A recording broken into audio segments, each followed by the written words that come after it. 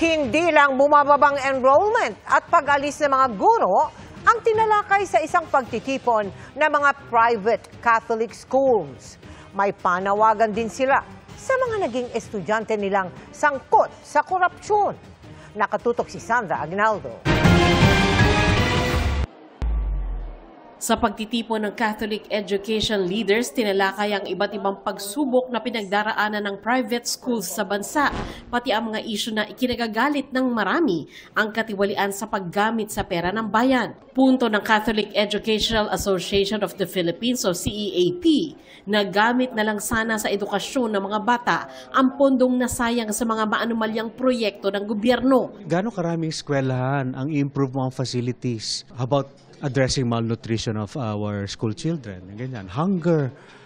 Di ba? Yung mga pera sana na gamit dyan pero napunta lang sa kamay ng iilang mayayaman. Nagbalik tuloy sa alaala ng grupo na ang mga sangkot sa katiwalian dati ring mga naging estudyante na ang ilan daw mula rin sa Catholic schools.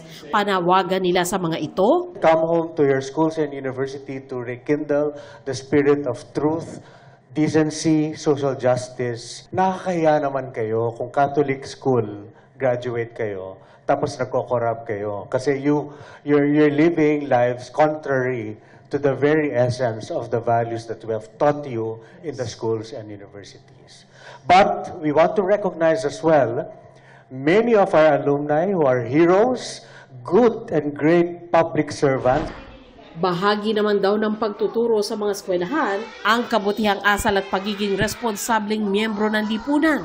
Pero makabubuti raw kung mabibigyan diin pa ito sa mga paaralan. Pero paalala nila, hindi lang naman eskwelahan ang humuhubog sa isang estudyante. Nariyan din ang pamilya at komunidad. Sa kanilang National Convention sa Pasay City, tinalakay din ang mga problemang kinakaharap ng mga private schools ngayon, gaya ng pagbaba ng enrollment dahil sa mahirap na buhay at paglipat ng private school teachers sa government schools dahil sa mas mataas na sahod. Ilan sa panukala nila, palawakin ang private school scholarship program para makadiscount sa tuition fee maging ang elementary students. Dagdagan din daw sana ang subsidiya para sa mga sweldo ng private school teachers. Nasa mahigit 2.2 million ang nag-aral sa private schools noong school year 2023 to 2024. Sana matulungan kami for the survival of our private schools. Kasi kailangan ng buong bansa yan. So isasabi namin, complementarity and partnership. Kailangan ng buong bansa ang public at saka private schools. Para sa GMA Integrated News, Sandra Aguinaldo, Nakatutok, 24 Oras.